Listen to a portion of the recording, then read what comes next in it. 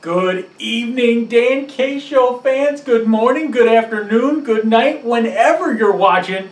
It's hockey time when Dan K and Lucas Jones are on the airwaves, and we are back on the airwaves for another year, another season of USPHL hockey. Dan K, Lucas Jones, starting off our three things. Thing number one, Lucas, how excited are you for another season?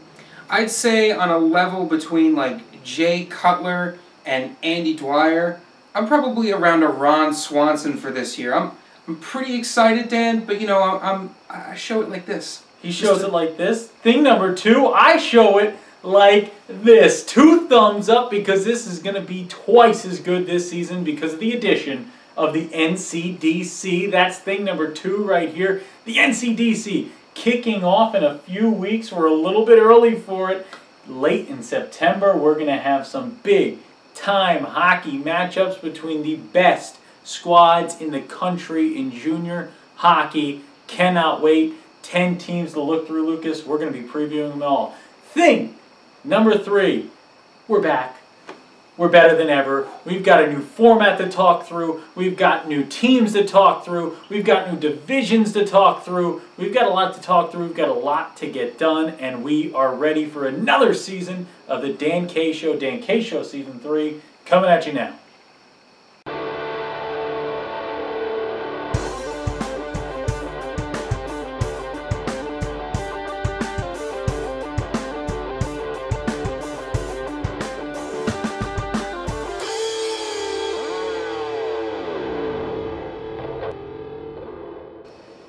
We're back as promised, and we're better than ever as promised. We've got a lot of things on the docket this year for the Dan K Show. Lucas, let's talk through them right now. First things first, we're going to have some battle royales on the show. Tell the people a little bit about the debate style, the debate component we're going to be adding to the show this year.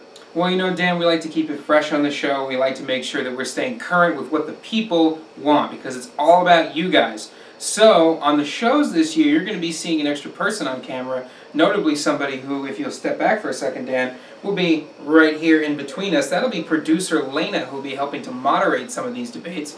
We'll be getting a few guest moderators throughout the year as well, some familiar faces, some new ones. But this will be a good opportunity to really mentally flex our knowledge of the USPHL and, you know, give some opinions and open opportunity for folks at home to agree or disagree. And as the people know at home, I'm always right, Lucas always wrong. You know who to side with, you know who not to side with. Always know which hands are in the kitchen, you know? You never know who's cooking your food, never know who's cooking your dinner. That's what I always said, right? I've never heard you say that. I've never heard me say it either, but we're going to keep on matriculating, keep on moving on. You know, the show's also going to be on site a lot this year, Lucas, and with that, we're going to be bringing you some NCDC must-see matchups, and these are going to be matchups that Lucas and I just can't help but want to see, want to watch up close and personally. And you know what we're going to do? We're going to bring you the play-by-play broadcast. Dan K, these pipes, these golden pipes on the call at these showcases. Lucas Jones on color commentary. Talk about some of the things, some of the benefits of having these broadcasts at each showcase. I'll tell you what, Dan, the best place to watch a hockey game is from the broadcaster's booth. You get a view of just everything from up there, which is great for you because you're doing play-by-play. It's great for me because I get to see everything and add that little bit of extra color.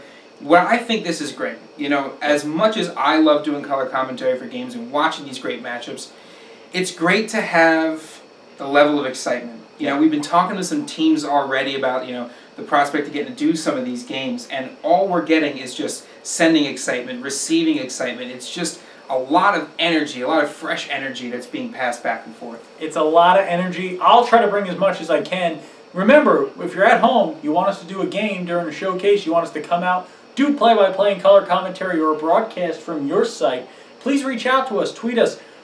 Where are we going, Lucas, this year? Who tweeted us? Who might just be winning social media mavens of the year? Who just may be misbehaving on social media in such a good way? Who is, Lucas, who's our new favorite team right now?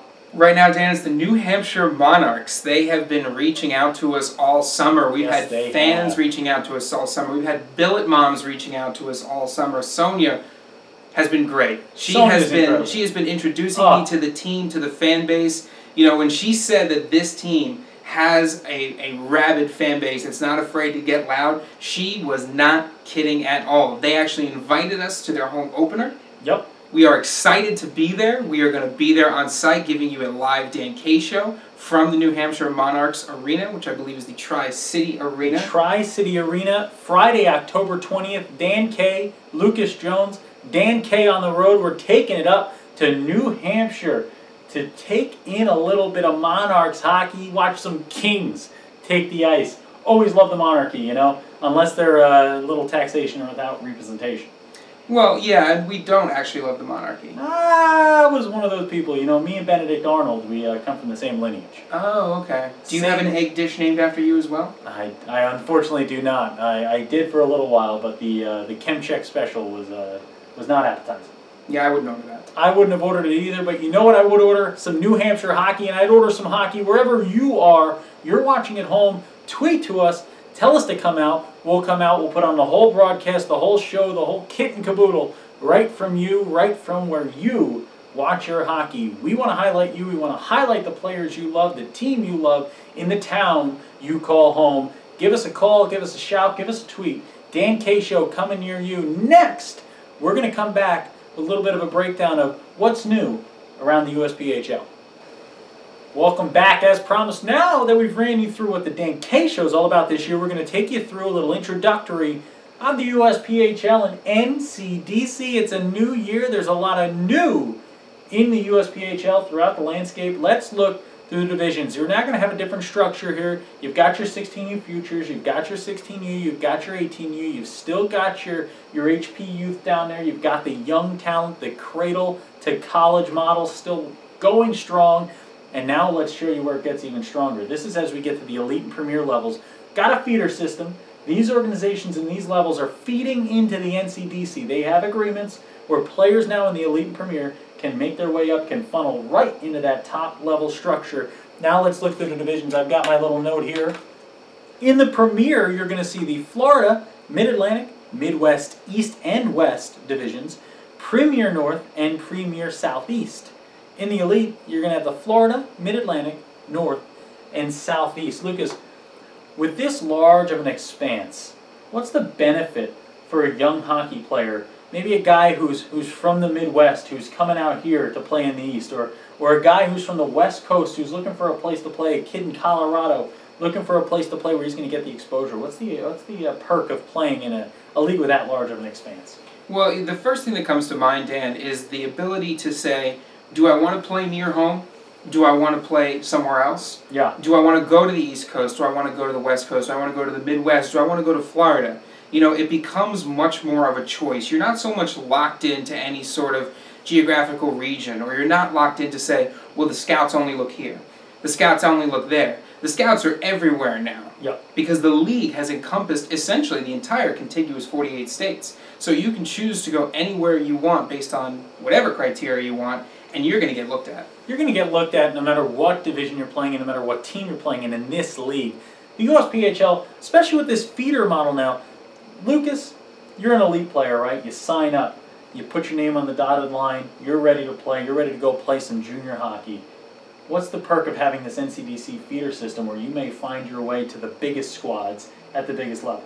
Well, again, Dan, it's all about exposure, right? So when you set up in the system that the USPHL and the NCDC have sort of created here, what you've got is you say, okay, the path is no longer a million different ways.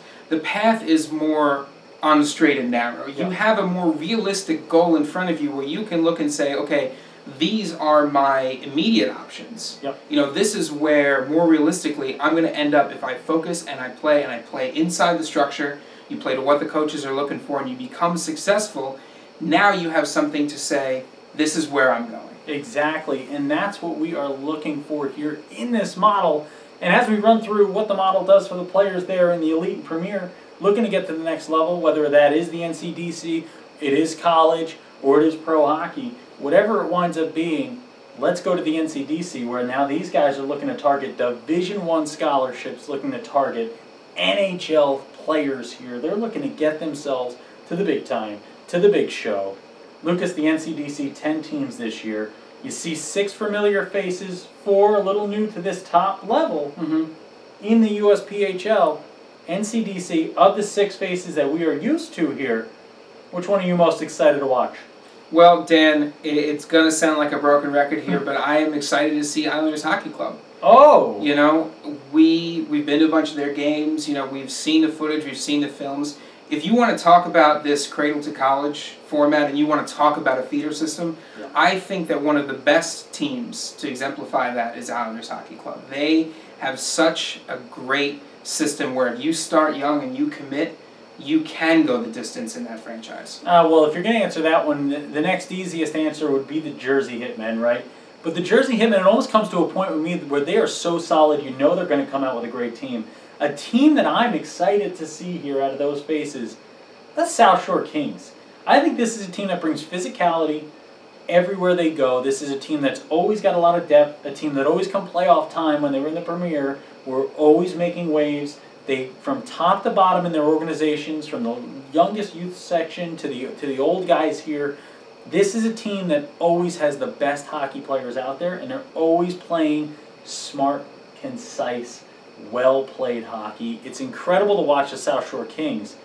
Now let's move to the new guys. Of these 4 new guys, who do you want to see, Lucas, the most? Well, you know, I said I wanted to see IHC, but another team that I really do like is the Junior Bruins because of that system. And so, because I'm such a fan of the Junior Bruins, I'm excited to watch the Boston Bandits. That's going to be a nice little at-home rivalry between the two. Excited to see a little Boston-on-Boston battle, almost like a BCBU type of mentality between these two. It's going to be exciting. It's going to be interesting. Let's move to my choice. My choice, Lucas, is the New Jersey Rockets. This is a team who we've seen at the younger levels of the USPHL already. They've been in the model. They've been in the system. And you watch the success. They've been incredible. And you want to talk about what junior hockey is all about. Not just for the player cradle to college, but for the organization cradle to college. That's what the New Jersey Rockets have done. They have gone from a team that was building, growing, getting better, to a team at the top of the top. The tippy top of the mountain here. Very excited to watch the New Jersey Rockets. Very excited for NCDC hockey. We're going to have previews for the NCDC's teams coming up very soon. After this, we'll come back, we'll do the empty net and close out today's show. Thanks for watching so far on the Dan K Show. Welcome to the empty net, the final portion of each week's Dan K Show. You know, this one was a little lean, a little mean. You know, we wanted to add more, but there's no games being played yet. This weekend, we start the games, we start the fun, we start the hockey. We're going to be breaking down action, debating some of the biggest moments of the week. We're going to be talking everything USPHL NCDC next week on the Dan K Show. We're going to try to get some interviews as the season goes on, get some players on the show. It's going to be very exciting, very fun. It's going to be tremendous. It's going to be tremendous. We can't wait. Folks, the empty net, Lucas, what are they supposed to do? They're supposed to tweet at us, Dan. Got to tweet. Tweet. This whole segment's about you guys, so you got to tweet at us. You can tweet. The little things are going to show up down here, as they always do. But if they don't for whatever reason, at LJones1138, at Dan Kimchek. Dan_Kimchek. That easy. It's as easy as spelling Kimchek, which is very hard. K-M-I-E-C-H-I-C-K. If you can spell it, you can say it, and you can believe it, and you can dream it. Lucas, parting words for the Dan K Show this week. As always, Lucas on top of his game. Season 3, Episode 1 is in the books. Dan K alongside Lucas Jones. We can't wait for hockey to start. We know you can't either. Look for our tweets and our Twitter conversations this weekend as we go after some big-time predictions of the USPHL's first week. Keep watching the Dan K Show. And remember, when Dan K's on the mic, it's always hockey night. I finally got my catchphrase right. 3 seasons. 3 seasons, 1 episode, and I got it. Well, technically it was 2 seasons and then 1 episode. So it took you 2 seasons to figure it out. 2 full seasons figured out. Like the one time where I thought I made a prediction on Brendan Van Riemsdyk, but really he had not been playing in the league for a year, and I made a prediction on Austin Lemieux. Yeah. Well, you get it mixed up, you know. There's a lot going on up in there, despite popular consensus that, you know, maybe it's just a whole lot of nothing. There's some stuff going on. There's like a park up here. There's like some stuff going on. Yeah. In the back, you know, they're struggling to get a development permit for some infrastructure, but most of the things I think about are basically like raccoon videos. Like raccoons washing their hands, raccoons stealing cat food. Do you ever see that one with the raccoon on the scooter? So it's like a little strange, but strangely impressive at the same time? Strangely impressive that I can do that. I keep a lot of raccoon facts up here. You got one? No. I really don't. I don't have any. I thought that was going to be the pause. I thought that would end it.